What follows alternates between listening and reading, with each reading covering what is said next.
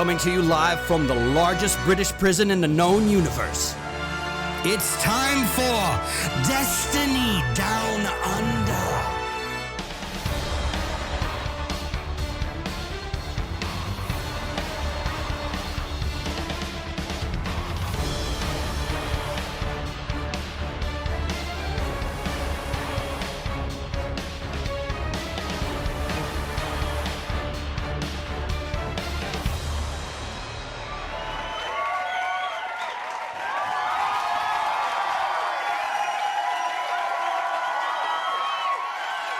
Welcome to the 217th episode of the Destiny Down Under podcast. This week we're talking exclusively about Master Chief and Halo because of episode 217. I hope you're prepared, Matt. You prepared for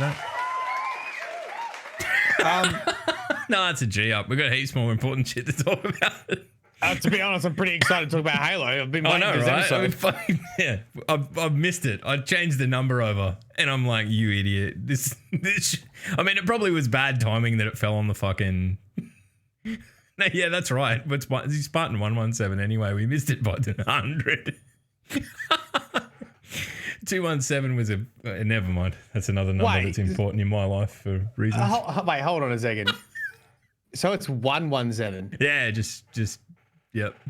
We're nowhere close, you dumb cunt. Fucking, we've gone past. God. We went past. Okay, we've got to cut because we get demonetized by saying the C-bomb in the fucking first 30 seconds.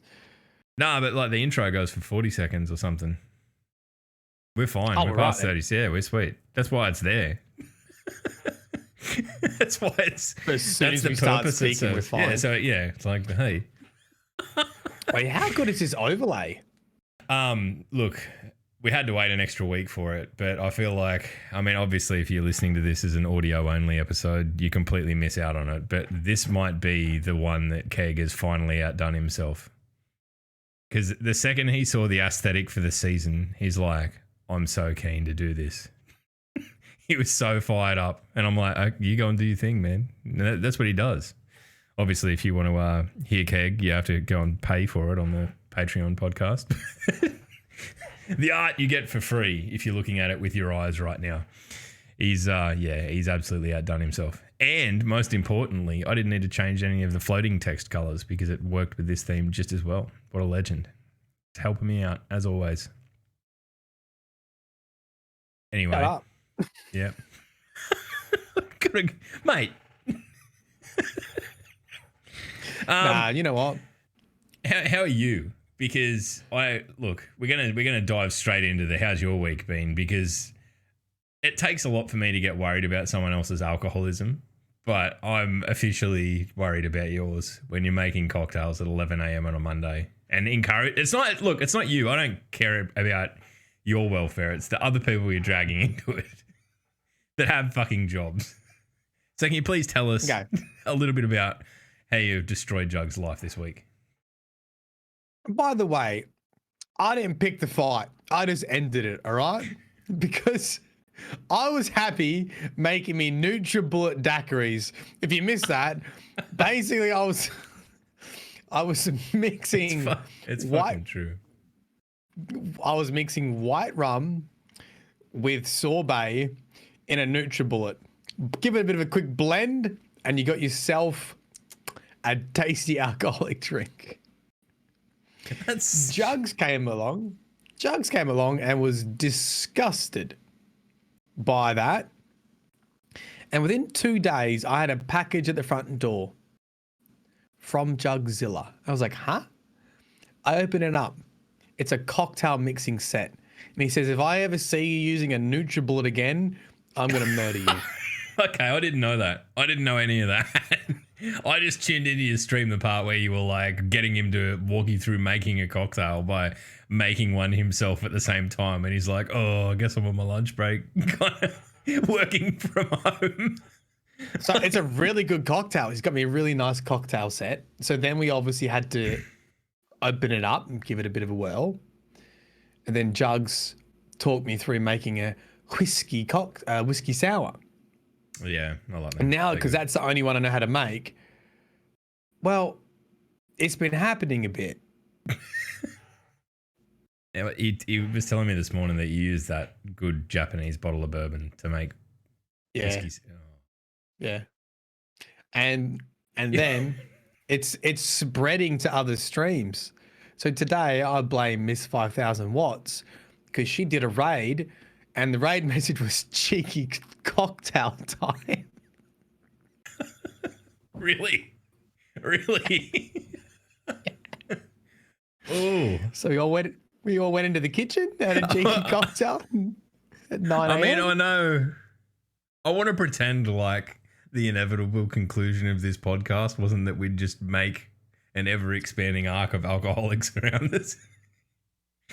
But I honestly feel like that's basically been the trajectory we've been on since it started. So we need to get in and we need to wrap up this episode because I've got drinking to do. Like, everyone's getting a little bit concerned, but just let me remind you this, right?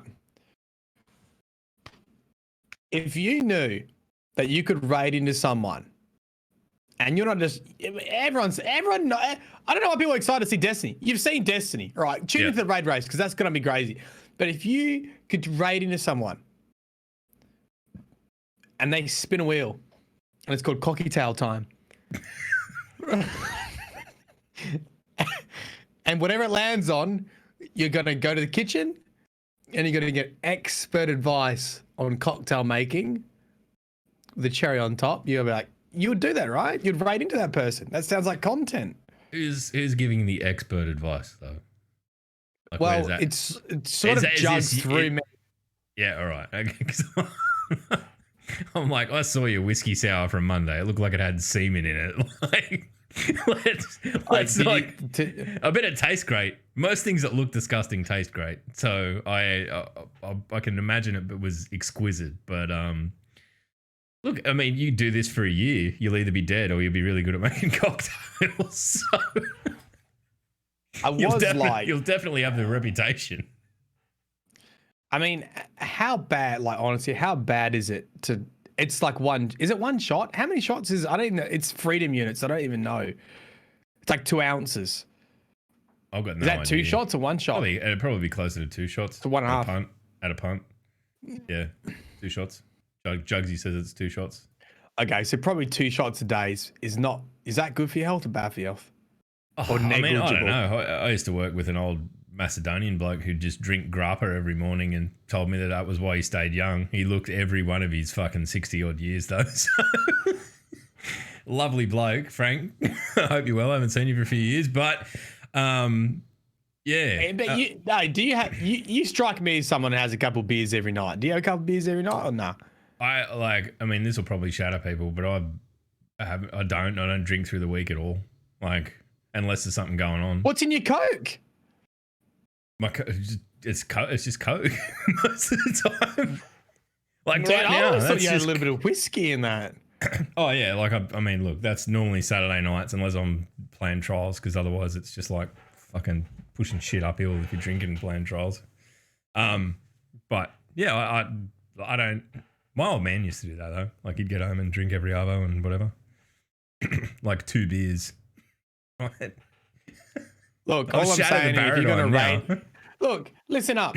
All I'm saying is, if you're going to raid me with 200, 300, 400 people, I'm doing cocktail time. That's all I'm saying. I think that's great. I think it's educational. You know what you should do? You should have a thing of cocktails, right? Right. But there's one slice of the pie on the wheel that is just something for that week that's incredibly wholesome. Like, maybe read a storybook, like ABC style, like fucking, what's that show? I remember. The one with the clock and all that Play shit. School? That one. Yeah, you know that one. No, we're not having meth on the fucking dial. There's no dial.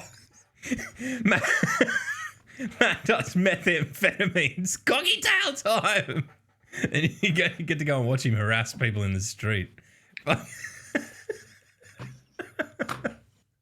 Better be content. It only cost you your teeth.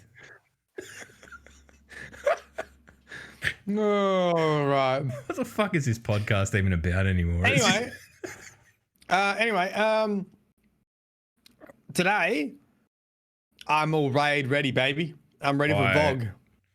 I saw you floundering your way through doing your Izzy's cat. Fucker. You're the only person I've ever seen go to the throwaway and stand in the wrong spot. Like, everyone knows you go up the top of the stairs. That's where all the fucking things are that make the enemies. So they don't have to run down anymore. But now you know. You know. I guess you got to learn somehow. Might as well do it in front of hundreds of people mocking you. But so you prepped. I had a bit of a fight with chat today. I had a bit of a fight. Fucking what else is new? That's you. No, but Bill can come in. But a bit of a proper fight. I got a bit angry. What did you get a bit angry about, Matt? Do you need a debrief? Well, no, we made up. We made up. And you know what it's like when you make up? It gets a bit steamy. You had sex with your chat? Is that what yeah.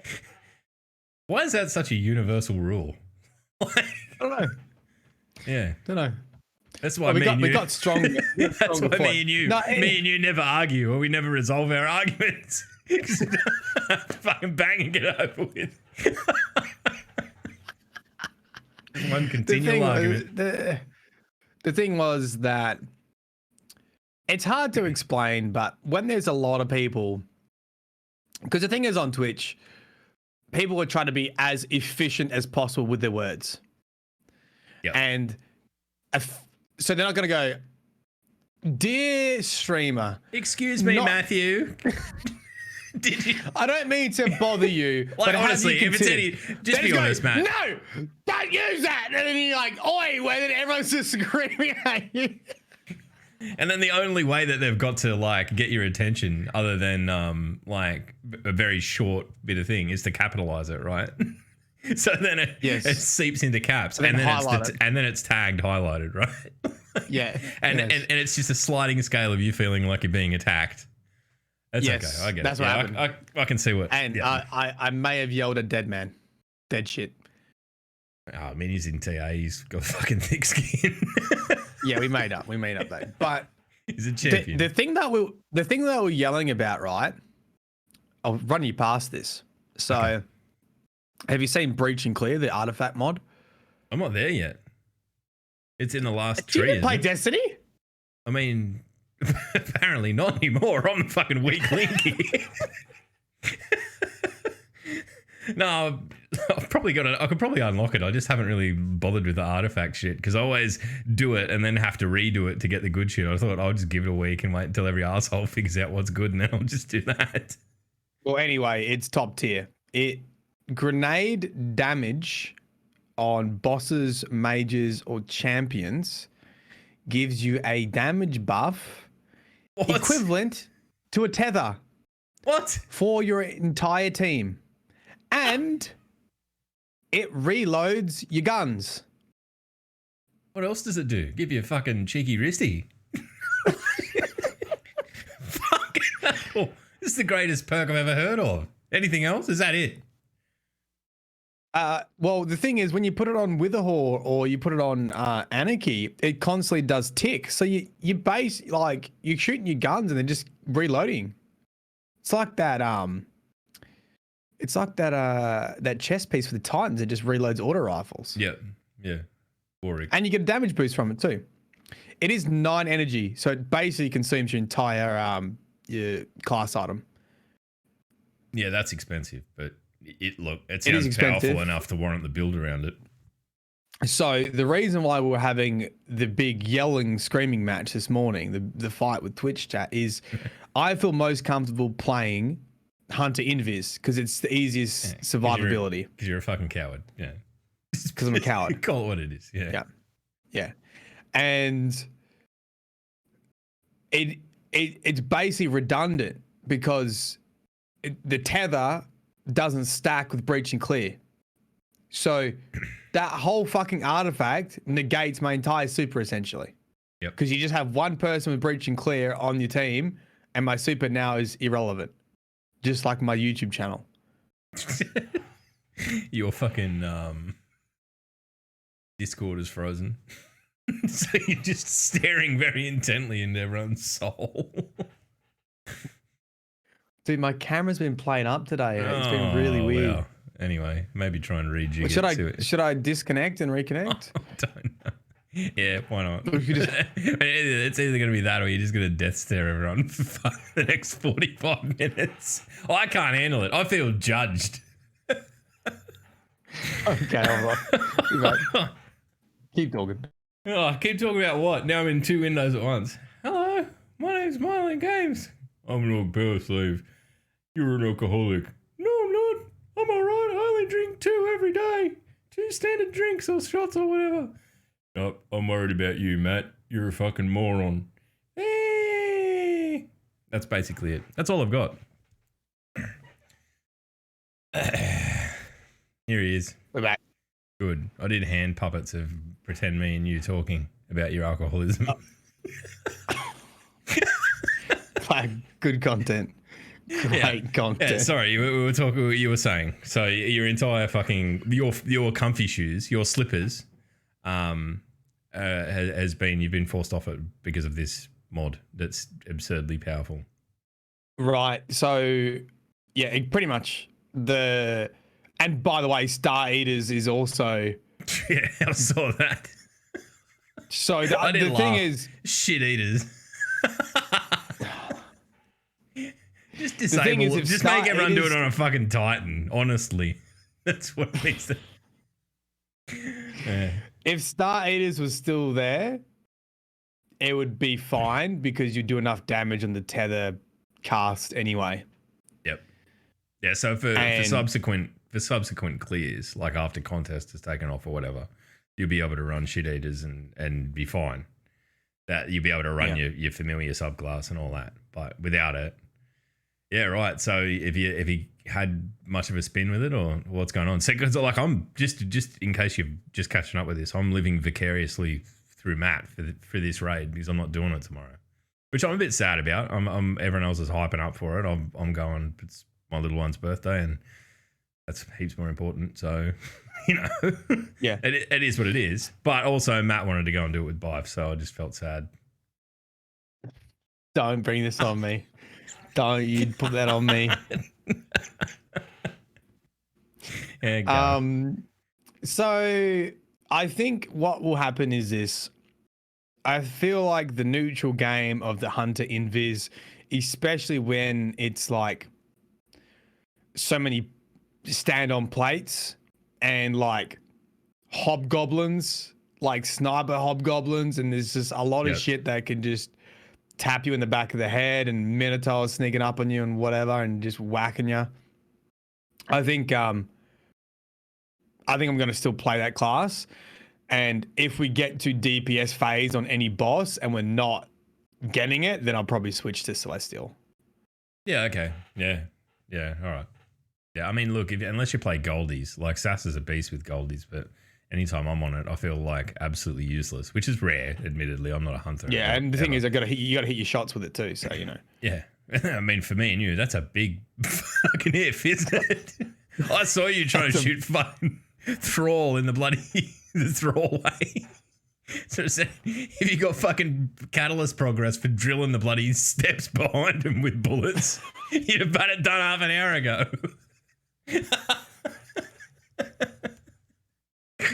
So what's your loadout? What are you gonna run? Well, mate, I've got loadouts for each encounter, but it's mainly gonna be War Mind Cell builds with Kelos almost always, because I don't have protective light and I'm not gonna run Lucent Blade for swords. So the first encounter probably gonna have Falling Guillotine on to slap the Minotaurs with a Horde and Kelos. If I need more void damage, I might switch out Kelos and put on Anarchy and something else. And then DPS phases, I've got the Deep Zone Crypt, Sniper Succession, Kelos, Anarchy. Yeah, I'm gonna get myself a good Succession. I like that. Yeah, I like the look of it as much as anything too. I mean, I've got Vorpal and Reconstruction on mine. That'll do. Light. That will do, pig. How did you even get that? Have you even done that right? First run. That's an aura killer, when you just get something that's it's better than what he's got, and he's fucking played every encounter 30,000 times. That's beautiful. Good on you. I think you deserve it. And then obviously between Witherhaw and Anarchy, you've got ability to use unstops in case they put unstops on a Vex something. Yep. I may have to switch out a primary to one of the auto rifles or the scout rifle from Deepstone Crypt for barriers. Yep. Because imagine if they put barriers on the fucking hobgobbies in Templar. Oh, yeah. Off to the ones out It'd be the real side. nasty. The ones out the side. You know what? I was like struggling to get to sleep last night. Just power slave things as it happens. And I was thinking like, Bog is like 5 years ago, right? Like it's a fucking long time. Like, and 7 years ago or whatever it was when we were actually doing it when it was new. And then it was like, I'm like, how much of that encounter can I actually like sit here and just like mentally walk through and know where enemies spawn and all that? And I can nearly remember all of it. I can't remember fucking Deepstone Crypt for shit. So, you know, somewhere between 2014 and 2021 is where all the drinks caught up with me, Matt. So, yeah, maybe you weren't drinking during that time. That was before your second kid, right? Yeah, it was. Yeah, there's a hell of a lot of sleep deprivation in sort of like a 3-year period there. So maybe that's got something to do with it. Yeah, that's about the build, I think. Around that, I think it's pretty close. Have you stocked up on, you know, every time we see a raid race, we see people, you know, with like drinks carts to wheel into their gaming rooms and all that sort of stuff. How hard have you gone on I mean, obviously last time was a bit different because it was me and you running it with Chook and that, and it turned into drinking mojitos out of a teapot, which I think will live on in some capacity. I mean, but I've got to send some goodies from Destiny ANZ, and I've almost finished me. Oh, is there a packet of Milky Ways in that? I've got mine here. I haven't opened it. Yeah. Because it turned up on Wednesday morning and I've been super busy. There you go. Look at this. How good's that plushie too? It even looks, look, I mean, I know that it's just like a container for a folder or something, but it kind of looks a bit vexy. It's opaque. And there's a big packet of choggies in there. The one thing I did see that horrified me through the week is that I believe there's a pair of slippers in here, right? Destiny slippers. Sassy put his on and they didn't fit him very well in his grotesque, massive, hairy Shrek legs. Do yours fit? Have you tried them on? I haven't tried them on. All right, well, look, keep the people busy. I'm going to try mine on right now. I just feel like it's important and for the drama of the podcast.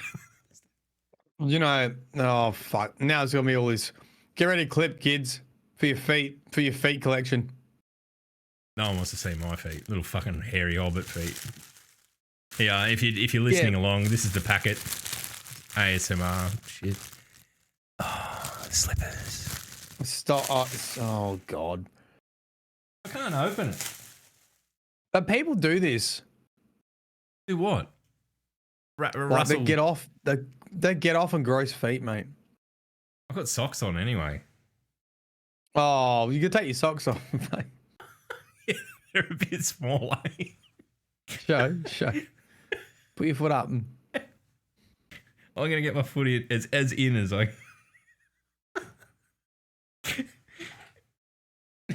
It's kind of there. I'm only off by maybe like. Oh, you're not far off. I'm not far off. I've got nowhere near as big feet as Sass the behemoth. There you go. They're kind of comfy though. I'm happy with that. Nice. Well, they're really just to keep your feet warm while you game. You're not walking around in them. Yeah, I mean, I don't walk around ever anyway. Sweet. I just roll in my gaming chair. Yeah, I just yell out, Rage! Come wipe my ass! I'm a gamer! And then how was your week? In the back of the head. Oh, it's been weird. I've had a very busy week, and that has contributed to me being a little bit off the boil in terms of Destiny and stuff. But yeah, good. I jumped in, played on Monday night with Sass and Aura, and I'm going to try and pull my finger out and do flawless this season. Hey, for trials, finally. So a little bit of a goal. You've already been there. No, the title. Not the go do it. Yeah. What do you That's have the to do thing. to get the title? Heaps of stuff. I probably won't do it, but anyway, that's been my goal for the week. The other thing that happened this week, obviously, we got the new override activity, and I think we do need to read the TWAB this week because we had people saying, "Well, you made me go and read it myself last week because we didn't even talk about it." So we'll do a blast through. How about that? How about we read it on the paid subscription version of this? How about that? We did that actually. That was when was that? Monday or Tuesday night or whatever. That is, I don't know. I like this podcast a lot, but I like the other one better, just because it's Zero agenda. There's no agenda, and it's just like we just talk shit for an hour with nothing else. Like, I don't know. I think we do need to do a book club, but not like necessarily actually reading books because I don't know. That's for nerds, but where we all watch the same piece of content and then we can discuss it. I think we should do that. All right, let's jump into some actual Destiny fucking news because we've treaded water here long enough. All right, you good for that? Oh, man? people have left. That's for sure. Yeah. Oh, good. Oh, fuck no, I'm real worried. Shit.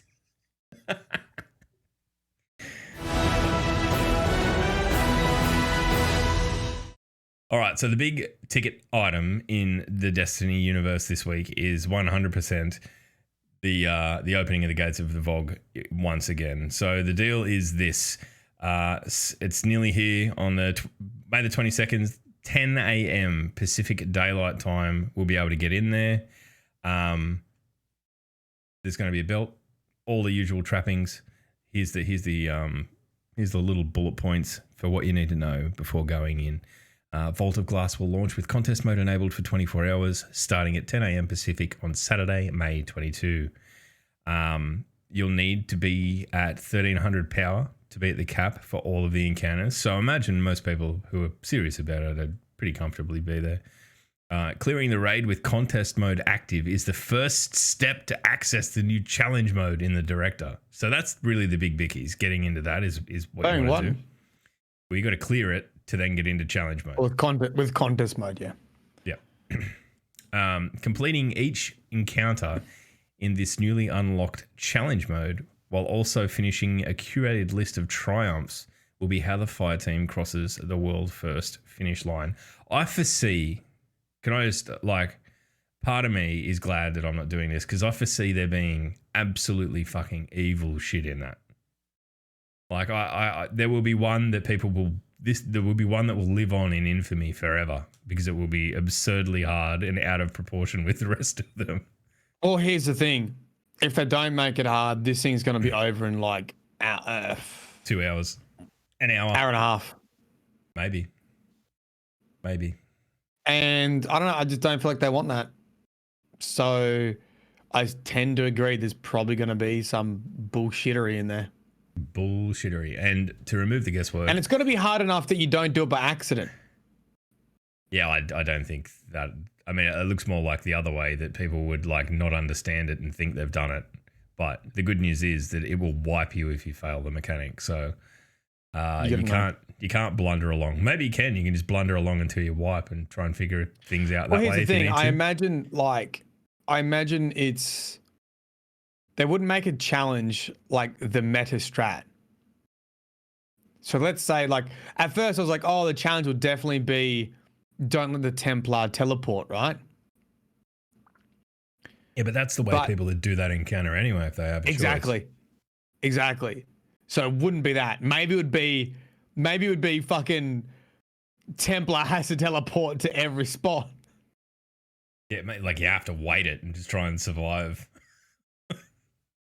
Yeah, I don't know. I mean, some of the challenge mode, like the those bounty ones that you get from Hawthorne, some of them are a pain in the ass. Like they're not fun. So I'm imagining that these aren't going to be particularly fun either.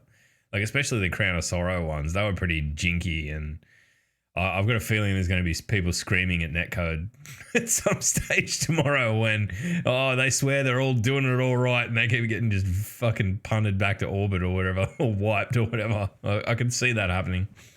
The other thing about VOG, and I died a little bit on the inside when I read this morning from the Bungie help account, that you can knock the bosses off the edge.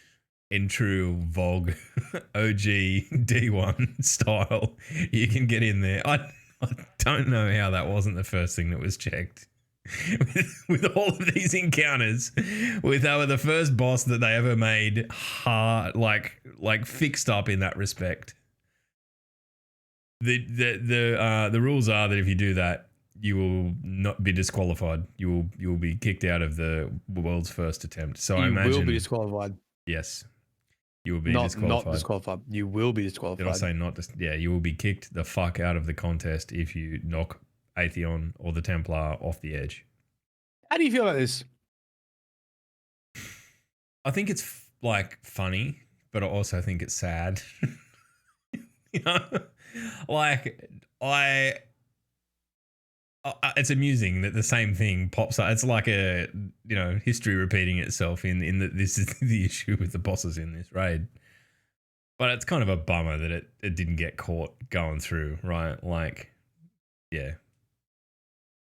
Yeah, I think a lot of people, like, if it is an easy strat, people will be, if they're just going for a first 24-hour completion, as Nick's just said in chat, they'll be resorting to that. Who knows? How do you feel about it? My thoughts are this. I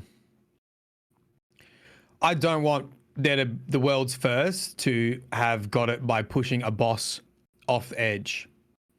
However, that's sort of on Bungie. Yeah, that's like. But I mean, look, they've identified it ahead of time and said, look, here's the rules. True. I mean, it's not the worst case scenario, because the worst case scenario would have been they ain't got world's first by knocking both bosses off the edge. I mean, they've fixed this before, so it makes me think that it's something new between Age of Triumph and Destiny 2, basically. Oh, yeah, I think that it's, I don't know, I mean, they've rebuilt the encounter. That's the part that's a bit of a head-scratcher about it, if they've basically had to rebuild the activity. How did they miss the one thing that it was kind of fucking renowned for? But maybe it is inherently difficult. I don't know. It's just, it was one of those things when I read it, I just went, oh boy. but here's the thing. It's like saying, oh, if you 3-peak in trials, you don't get flawless. So, well, it's in the game. Not my fault. It's not fucking fixed. Yeah. I mean, yeah. Like, yeah, look, it's not morally correct, but like, hey, God, here's a really good thought experiment for you, right? Let's say raid goes out, someone discovers a bug. Let's say Telesto, because it's always a fucking offender. Let's say there's a bug with Telesto. Yep. And it's like giving you infinite supers, and a team works it out in the raid. Like, holy shit, this is bugged as fuck. You use Celeste on fucking Templar and you get your super back immediately. Quick, do it. What would you say? Do they get disqualified? No, at that point, I think if it's ahead of time, if they're saying, here's the deal, and I'm hoping, honestly, that tomorrow there's something at fucking, like, they managed to put one of those screens in saying, like, this is an issue. We know it's an issue. If you do it, you'll be disqualified. Because what if you don't look at Twitter or Twitch or I mean, like, what are the odds of someone actually putting together a team good enough to do world's first that has no, when was the last time someone who didn't stream and was heavily engaged in the game? Those bus drivers? Yeah, that was Wrath of the Machine. Right? It's a Volta. Maybe all the fucking veterans are going to come out and play. True, maybe. Look, I don't know. But yeah, it's definitely an issue. It's definitely disappointing. Like, I agree. I don't want to see it. I want it to be done properly. But I also think that I am a bit disappointed that it's. I mean, you can't find all the bugs, but for a very notorious bug, it's a bit. Yeah, I thought it was a G up when I've. You know those ones where people like change the name of their account and the picture and then tweet something dumb and everyone sees it and like goes, oh, I thought it was one of them. And then I'm like, oh no, it's not, it's real. I was going to say well played to someone, but here we are.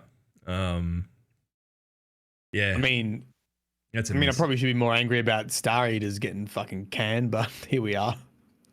Dude, that's just all that is a sign of is that like the second that you're not trying to do this to get, your first 24-hour completion, you run that. You've just told everyone in the world, every hunter needs to be wearing those fucking fish pants if they're going to do this raid. Right? I can't wait for LFGs to be fucking 600 raids. Must have starfishies and just golden gun everything. Yeah, it's true. All right, so we know about the jacket, the emblem, the ring. Here's the ring. Oh, I like the ring. Very, very, very vexy looking ring. It's the shield, isn't it? The Aegis or whatever it's called. Beautiful. The other thing in this week's TWAB is the rollout of a beta trial of Crossplay.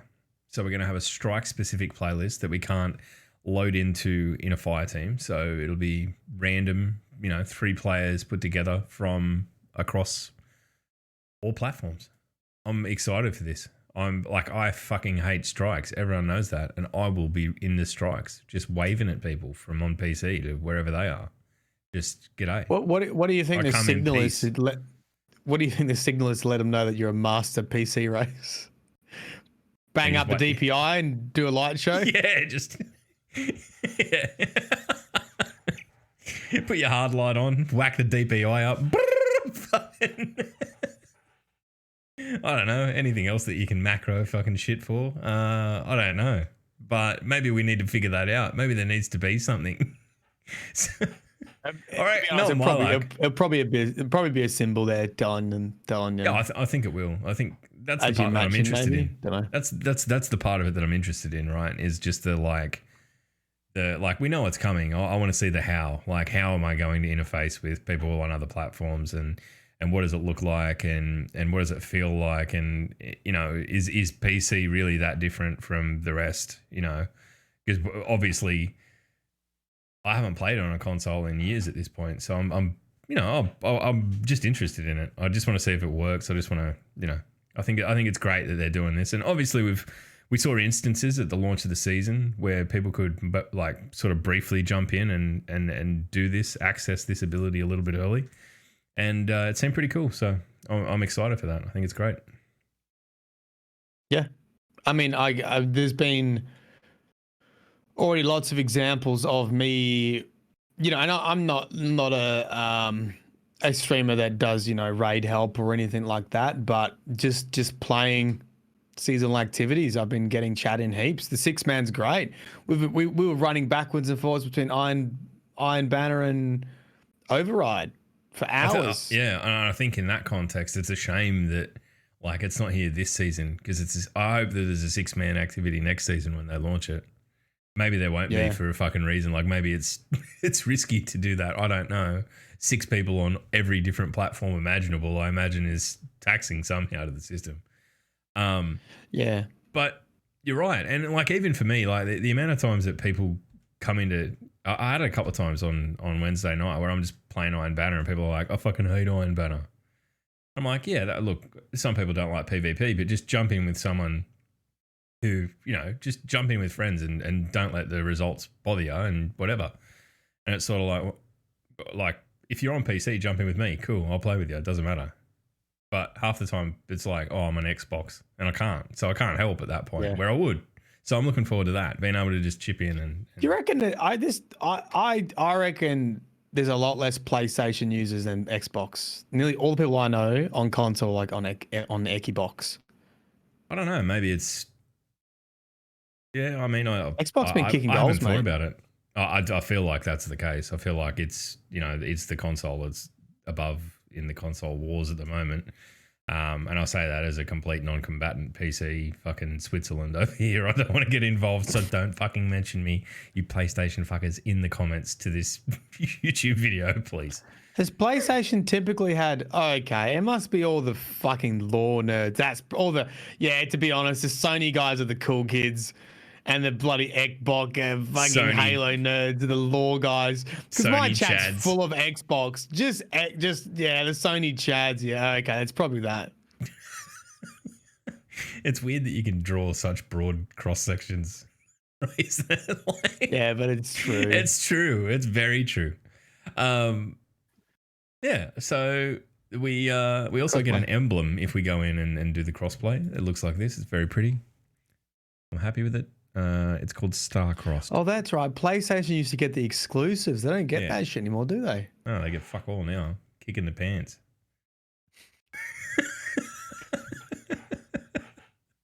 I don't know. I think it's exciting. It's definitely exciting. Can you put the emblem up again? Okay, Papa. What's that for? What emblem's that? That's for getting in and just being a good crossplay guardian. Having a good time with your pals. Wait, you get that? Yeah. For what? Doing so many strikes or what? No, if three strikes. So yeah. Yeah, okay. It's nothing. Just go in there and knock over your weekly strikes. Hey, what do you get for Vogue Day 1? You get the emblems and stuff. Emblem? Did it show the emblem? No, it's not in here. Anyway, I think it's in the previous one, I think, actually. Yeah. Why you think you're gonna get it? Do you? You know what? I'm a firm believer. I'm a firm believer of failing on Twitch is a great way to build an audience.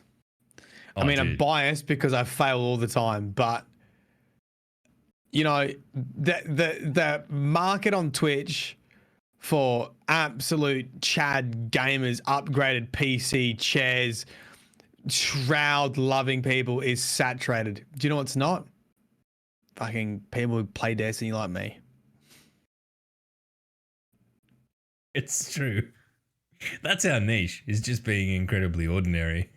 Like, yep. Just but loud. Like that's the only cross section. All right. I want to pick your brain about law stuff this week. Oh, do we have to? Yeah, because it's part of the fucking podcast. I want to talk about the Lakshmi-2 stuff with the Savathun. That bitch Savathun. Okay. Done it, whacked him. Someone please remix. What was that song? Oh, someone put that meme out yesterday. It was fucking Joe Exotic. It's that bitch Savathun. I haven't seen it. It's on Twitter. I knew it. I'll fucking send it to you. Anyway. So what's it go? Just give us the long story short of it. Because I got halfway What's the through question, your video. you dick face? What's going on with Lakshmi and how has she been fucking attacked by Savathun or whatever the fuck? Oh, the video that I posted. Yeah. Right. Do you know where this came from? Anon. This theory? Anon. Yeah. Yeah, of course. Big old pig. The big pig. Number big one. Anon pig. Number one pig. The anonymous pig and the Anon pig. He sent me messages, mate. I was having a look at the shotgun, Deicide, I think it is, the new one. It's a void shotgun, and it has a lore tab in it.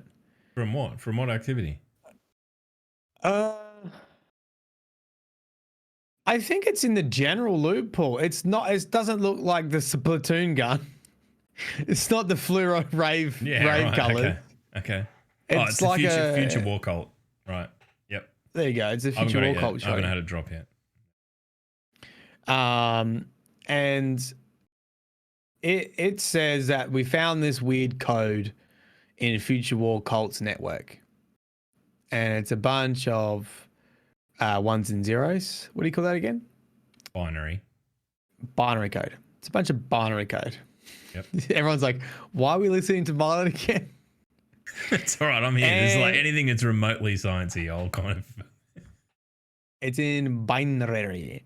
And it says, oh, it must be some auditory thing, blah, blah, blah, blah, blah. You bang it into a binary to text translator, and it gives you a bunch of letters. And this is where you come in, Log. Yep. Because the letters, it's like, hold on. Have you watched my video or not? Of course not. Like when? What do you mean? Made a video on this. Oh, fuck. All right. I just saw a tweet about it. Here we are. Why? What? Okay. What? No. Yeah. Hold on. I want to see if you get this. I didn't realize you haven't seen the conclusion yet. So I want to give you a bit more of a quiz for it. Oh, this is riveting. Just stall for a sec for me. Just keep stalling. Hang on, do I need to bring back the Mylan alcoholic hand puppet? I like whiskey sours that look like animal semen. Joke, Matt. Oh, I can't find it. Can't. Anyway, it's like It's C-BDA.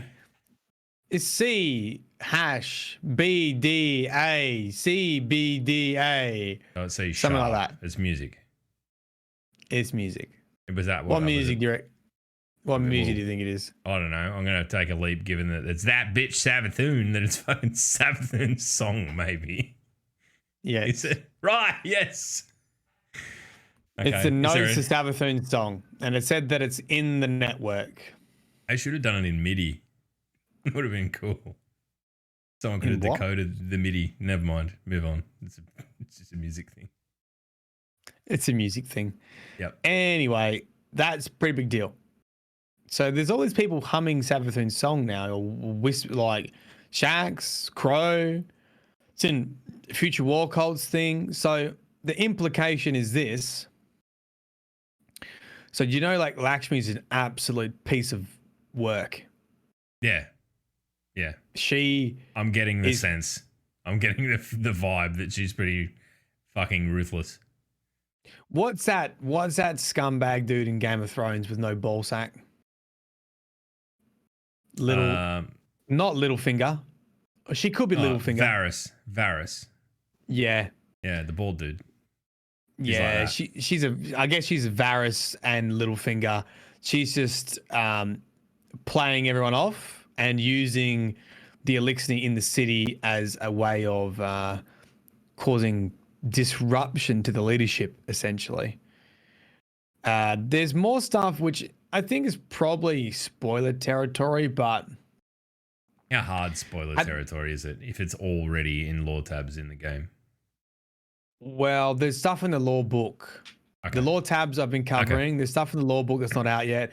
And I think we're going to see more of that play out in the game with Lakshmi-2. But what we know at the moment is that she doesn't want the Fallen to be in the city.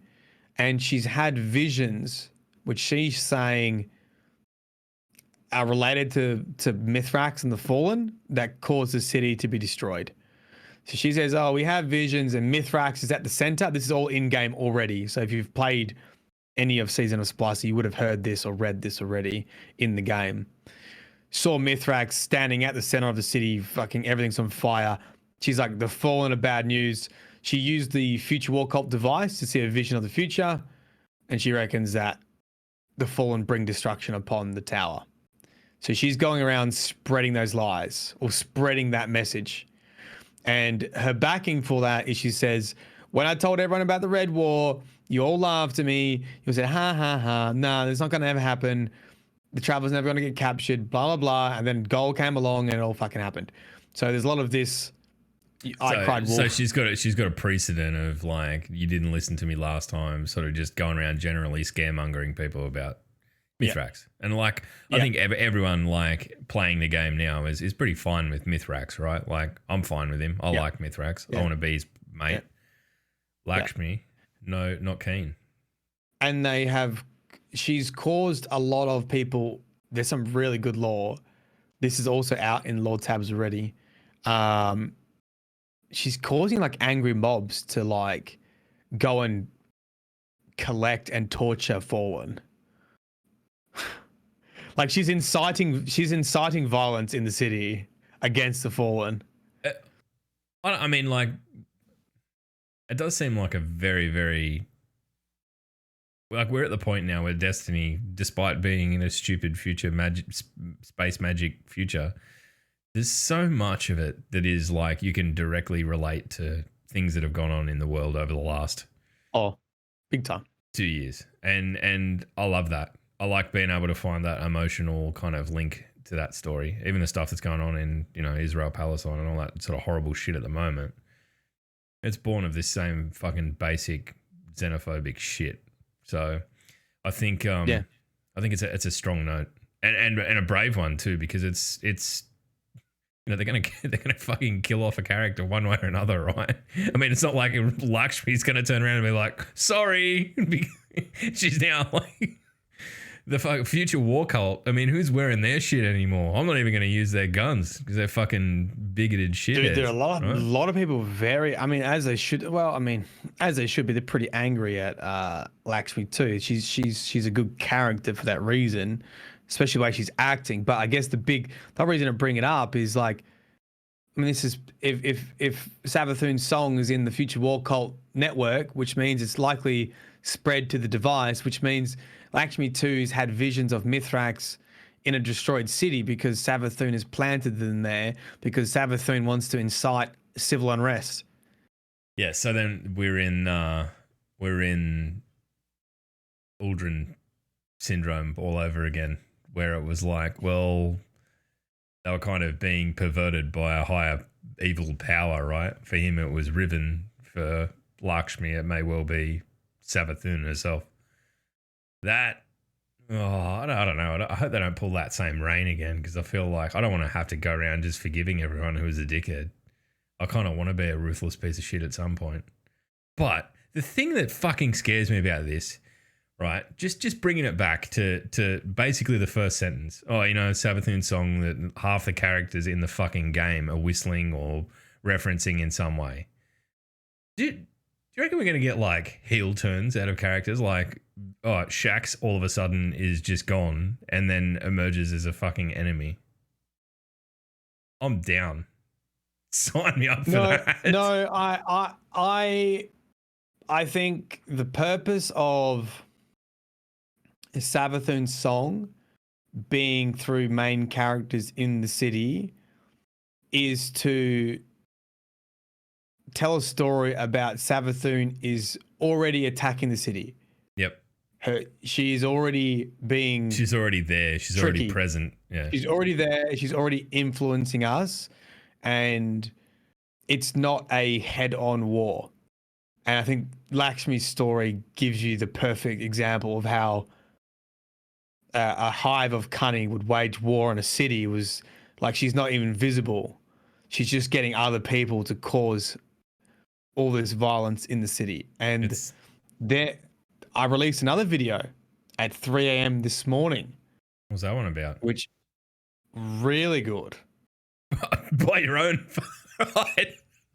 Don't mind if I toot my own horn, but fucking toot, motherfucker. So what's in this video, Matt? Well, this one, to be honest, the reason why it's good is I just read big portions of lore because they're so good by themselves. And it follows a very nervous Elixni who's carrying goods into the city.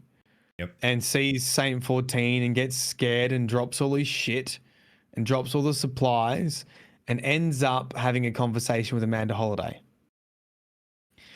The only way we know and we can recognize this fallen is he's wearing a Vanguard lanyard, indicating he's probably clearance level, and it just says temporary.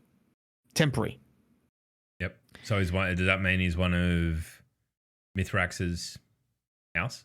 Is that what it is? Yeah. He's allowed in the city, right? Yep. So he saw Saint shit himself, as you would.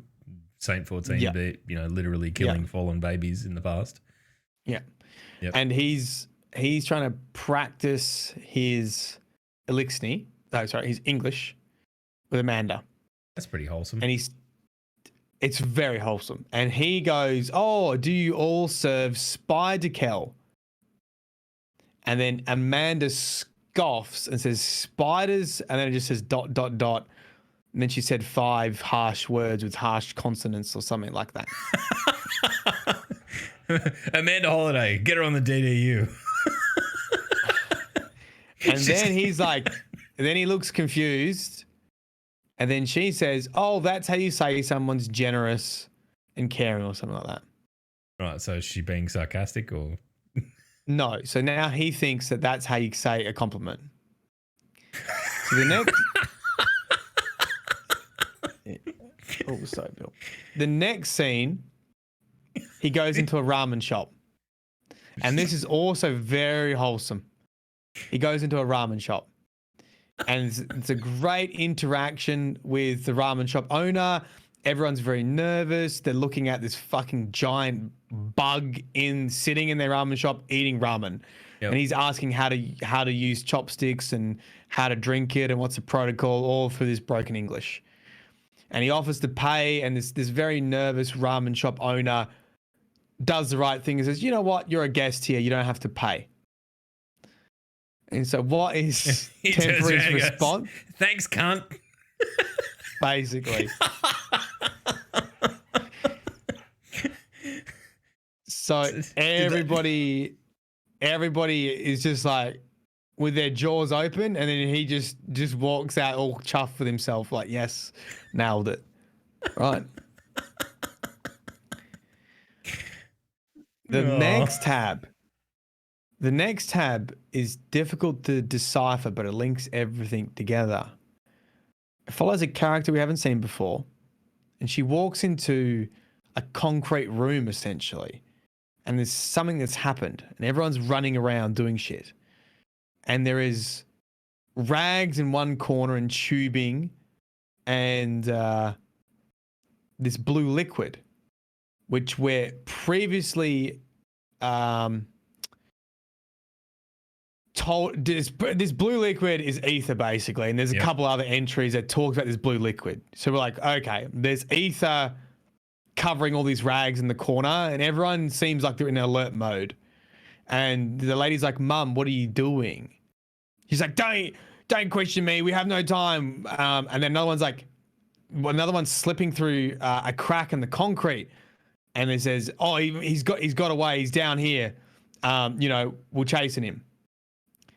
And the daughter's like, "Mum, what are you doing?" And then she sees the Vanguard lanyard on the table. With Temporary on it. Oh no! So this group of human mobsters had at some point abducted him. Oh, and the lady says, "You didn't hear what he said in the ramen shop." Right? Oh. So they abducted him. Like the implication, tortured him, because there's basically blood-stained rags. Blood, yeah. Effectively blood for him. And he's thankfully slipped away.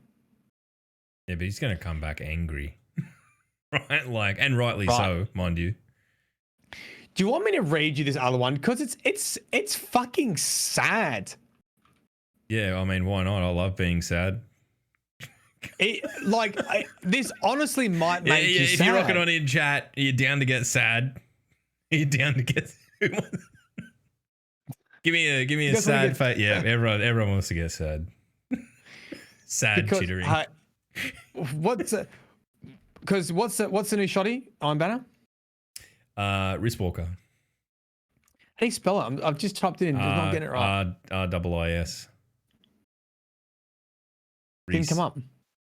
What's there somewhere? Yeah. Reese Walker. Yeah, it might not be in the named after Destiny content creator Reese. Pretty good. She got her own gun in the game. They've she got a bum on the way too. So congratulations, Riz, champion. She sent me a DM of the screenshot that after on her announcement thing, someone said, "You're married to Marlon Games, right?" And she sent me a thing saying, "In what fucking world?" All right, didn't have to be mean about it. I don't know. I've met Stu. He's a lot nicer than you. Yeah, we both have. Right, here it is. Here we go. We killed the time. Beautiful. Riss. Oh, double I. Do you say double I or double S? Double I. Oh, I was typing in double S, you fuckwit. Well, that's you. I told you the right thing. Right, read the fucking thing. Hey, Stewie's here. G'day, mate. Reese Walker. No, I will not allow a fallen to fight in the banner. That right is reserved for guardians alone. But if you insist, I may allow a guardian to carry a fallen forged weapon into battle. You are a weaponsmith, are you not? Lord Saladin to an unknown Elixir. That you didn't actually need that. That was a bit of extra information for you. Okay. Now I'm gonna. That's a flavor text. Yeah, I mean now I know that Wristwalk is a fallen weapon. I mean it's kind of obvious to an extent, but yeah, cool. Yeah, and just keep everything in mind that I said before, right? So relates to this story, likely. A hurled bottle strikes an elixir in the head, sending him staggering to the side in a crowded street. Glass glitters on the ground. People gathered in a semicircle around him shout invectives and slurs as he bleeds midnight blue from a deep cut in his brow. He has nowhere to run, cornered between a neon light club pulsing with the bass beats of rhythmic music and an alley blocked off by rubble left over from the Red War. Please, no harm, Vrix's friend, he cries, two hands clutching his head, another held out flat as if it would ward the crowd off.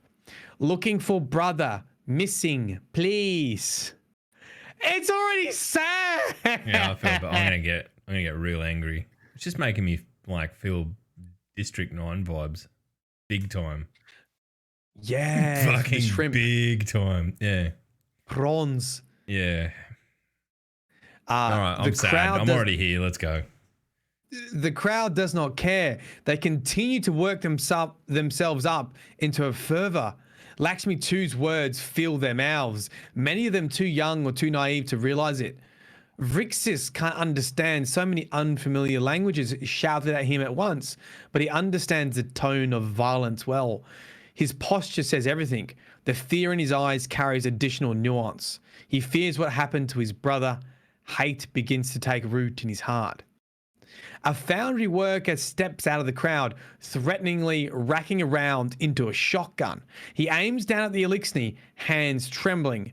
You want to ask about family? The human yells. Vrixis does not know what he's talking about. Your people kidnapped my sister. She was running supplies from Earth to Titan. You raided it. Vrixis does not. He is cut off by a blast from the shotgun that pulverizes the street beside him. Vrixis crumples to his knees and cowers. Please, he says. And in the same motion, it picks up a broken piece of the bottle he'd been hit with earlier to defend himself. The crowd screams in outrage. When the foundry worker advances on Vrixis and racks another round into the shotgun, there is a sudden cold snap that fills the air with mist. The shotgun flash freezes, shatters like glass, and scatters into pieces of blue-black stasis. The worker recoils, clutching his half-frozen arm, screaming. Vrixis sees the crowd part behind his attacker, and a hunter clad in black and gold with luminous markings on her armor strides towards them. Darkness coalesces around her hand. Stasis crystals drift like tiny moons around her. She just shattered a dude's arm. Get fucked. With stasis. Yep. Anyone that's seen Mortal Kombat knows what that's about. So, yep. Yep. That's enough. Aisha. Aisha. A-I-S-H-A. Aisha. Aisha. Yeah, Aisha. That'd be my go at it, but Australian. Yeah, wait for all the people to go, you know how you say it. You know how you say it. Where's Aura? Aura loves to correct me. Yeah. You should all be ashamed of yourselves. Look at you. What do we say? Aisha. Yep. Aisha grabs the injured foundry worker by the collar with her free hand and shoves him back into the crowd. Clear out of here before I clear you out now. Wind swirls around Aisha's feet, kicking up crystalline debris in whirling threads of darkness. The crowd recedes like a violent tide, some tripping over others in the haste to flee. As the crowd disperses, Aisha dismisses the sickle of stasis, and the swirling wind at her feet fades as well. She turns, looking at Vrixis, offers a hand out to him. I'm sorry, she says, with a tightness in her voice. He cannot see her expression behind the facade of her helmet. Facade? I can't remember. Facade. Vrixis does... Facade, yeah.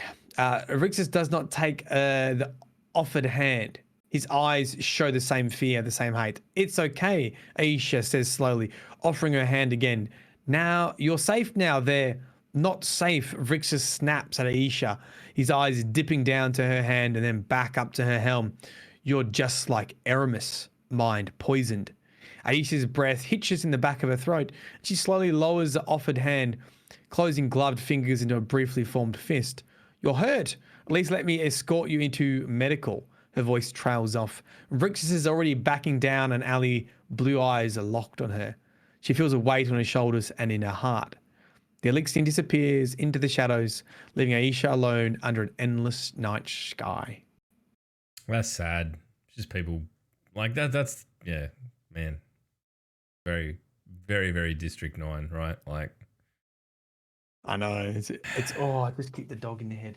Sorry, Bill. Bill. He's right underneath my desk. Yeah. Pretty heavy, hey? Yeah, but I mean, it's good because that's it. That's universe building, right? Like we've always had these sort of criticisms that we had this amazing universe and we were only ever getting tidbits of small stories set in them. That's great, right? Like, so he's implying that he's more or less had family members kidnapped and whatever. May well be. So he's still looking for him. Yep. Yeah. So we don't know where temporary is. Temporary. Where is Temp? I want to know where Temp is. I'm sure, like, I mean, it seems maybe it's just a tonal piece, like to set the mood, and it does that very well. But I'd like to see, you know, it'd be lovely if it was nodded to in game somehow or something, you know, something most people would just walk straight past. But yeah, man, it really brought the. Sorry to bring down the mood. There you go. Yeah, people are fucking shit, aren't they? I don't know. I feel like that's. But we know anyone who's frightened. You know what's sad? This is why it's sad, because we know this would happen. Oh, dude, it happens in real life every day. That's the sad thing. I mean, like if there was aliens, we'd do the same shit. People are inherently distrust things they don't understand, and that's what this season is about, right? And you know, you've got someone who, whether by their own designs or because they've been fooled into it, in Lakshmi is harnessing that and playing to people's fears based on what is effectively like. I mean, it's not racism; it's speciesism, I suppose, but it's the same fucking thing. I don't know. It's great, but it's also pretty sobering, isn't it? Yeah. Yep. There you go.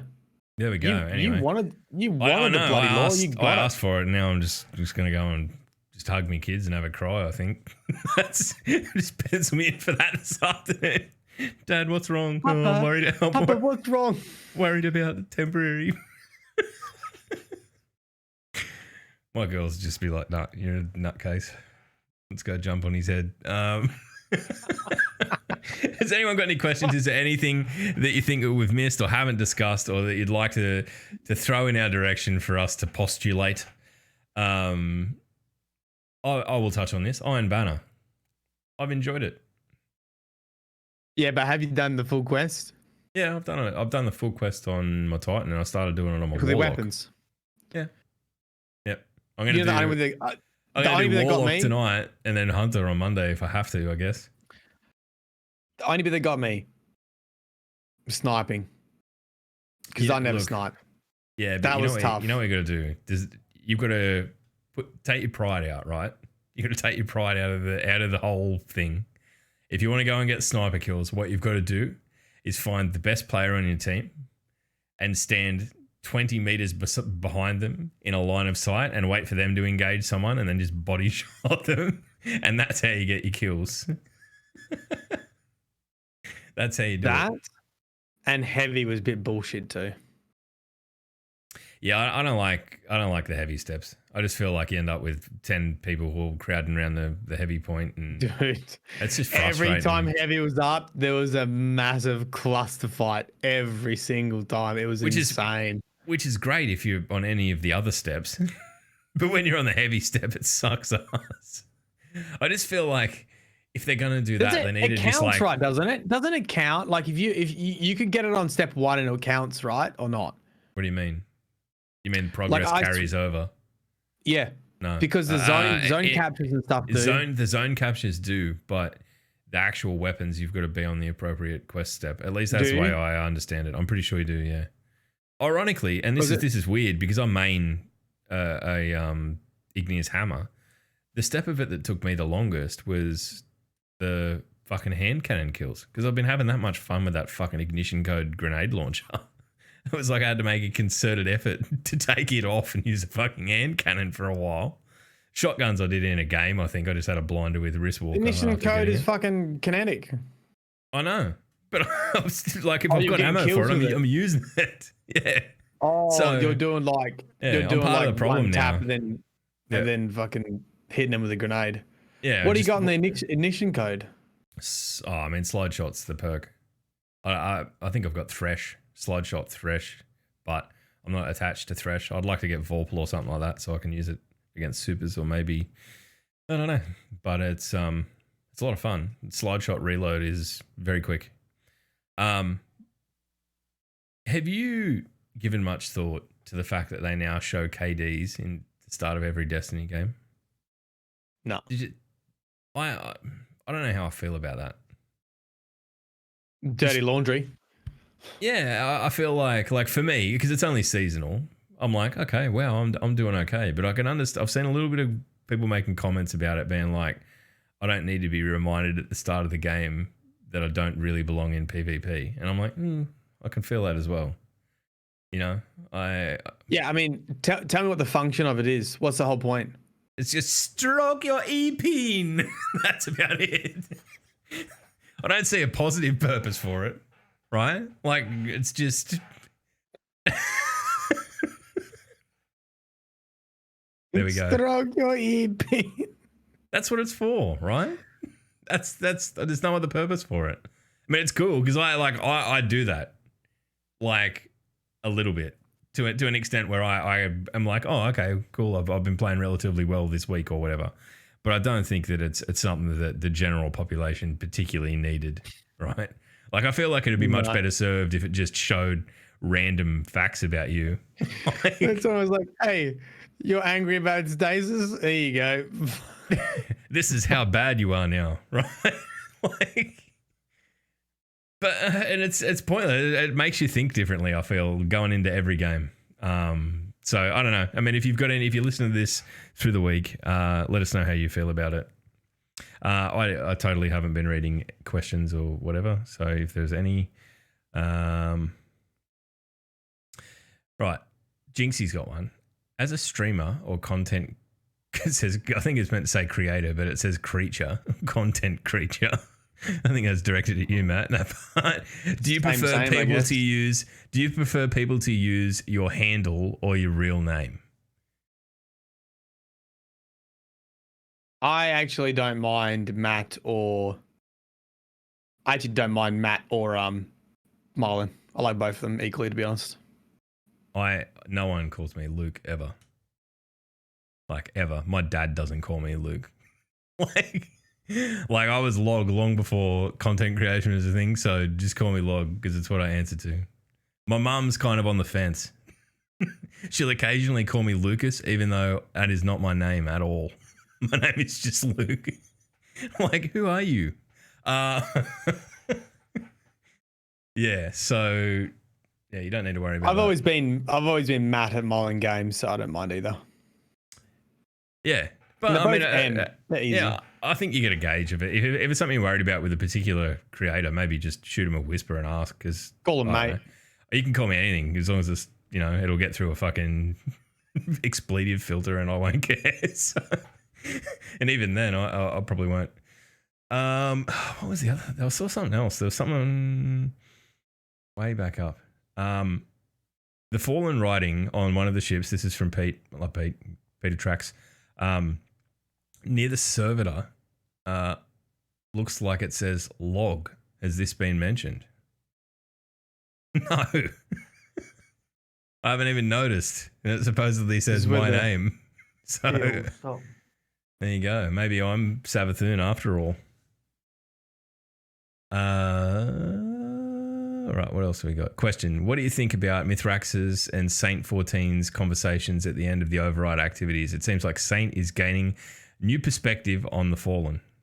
Personally, I think it's exactly that. Maddie, what do you make of it? Do you think we're going to see Saint 14 become, like, go full circle and become the champion of the Fallen, maybe? I really enjoy the dialogue. I think it's great.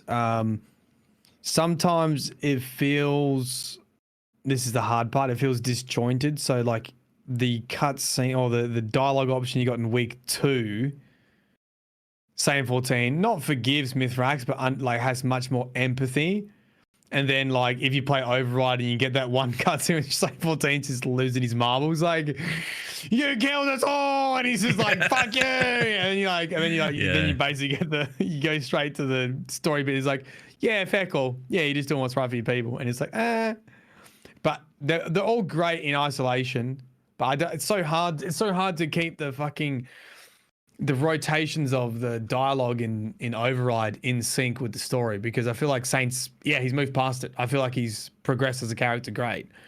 And he's like, okay, I understand where you're coming from. It was almost like they needed to drop that fucking that initial dialogue out of the sequence in the second week. But then, if you'd not played Destiny last week, you miss out on it entirely. So then what? I don't know. I feel like it'd be nice if it was kind of like, you unlocked them as you went through. I feel like that would be cool. Yes. So there was at least you could go back and listen to them in their B sequence. But the other thing that you and I need to discuss, and you led me down the garden path on this shit big time, that Akora hadn't changed voice actor, and absolutely definitely has. I'm going back to my VODs and I'm finding whoever screamed she hasn't changed and just absolutely yeeting them into oblivion. I'm just going to pull up the fucking tweet.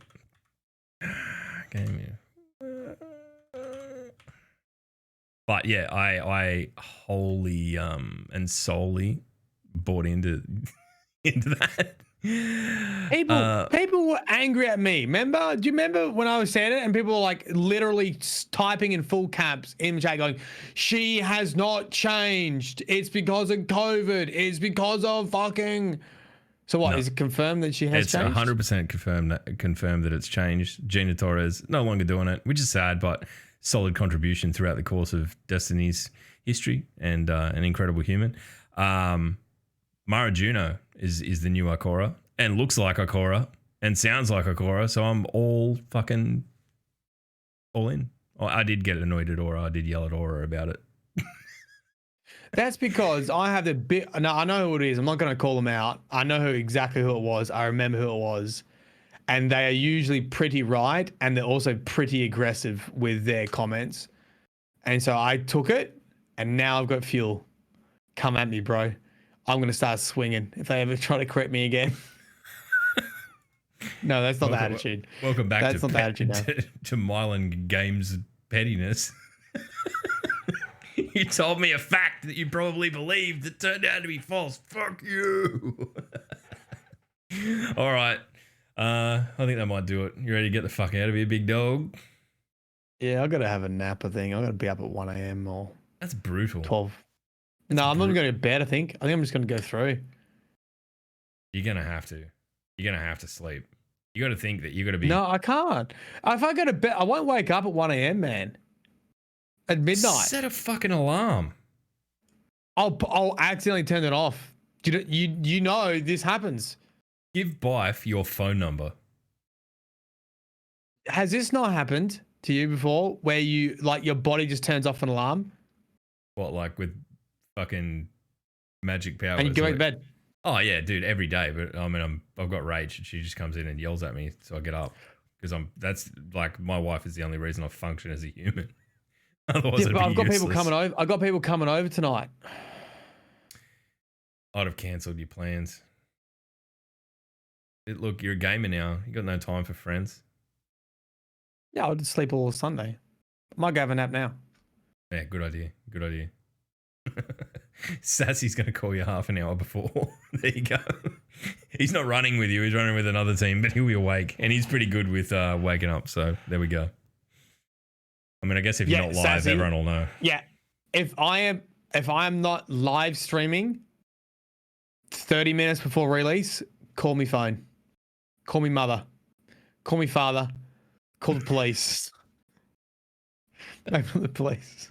All right, we're going to get the fuck out of here. Maddie, best of luck in the raid race tomorrow. I'll no doubt tune in at some point, probably when I wake up at about 9 o'clock. So hopefully it's all Dude, set can you imagine if we're still going when like if it's some bullshit? It won't be, but it might be. I sort of want it to be though. I want to fucking strap in. I want it to be hard. I think it'll be hard. I've got a feeling You that reckon? I just feel like mechanically it'll be hard. It won't Bullshit. be, I don't know. We're going to find out one way or another. I reckon you're going to be on a 16-hour tilt. No, it won't be yeah. that long. Oh yeah. No. Yeah. All right. Anyway, where will the law find people this week, Matthew? Right. Let me take you to a place. You're taking a stroll down the city centre. And there you see a fallen walking out of a ramen shop with a big dumbass toothy grin on his face. You pop your head into the ramen shop and you see everybody jaws touching the ground. They're like, what happened here? Has he done something? So you decide to follow this fallen as they walk through the streets. And then all of a sudden, you see a bag straight over the head, and you see him get pulled into an alleyway. You pick up your pace, you turn the corner,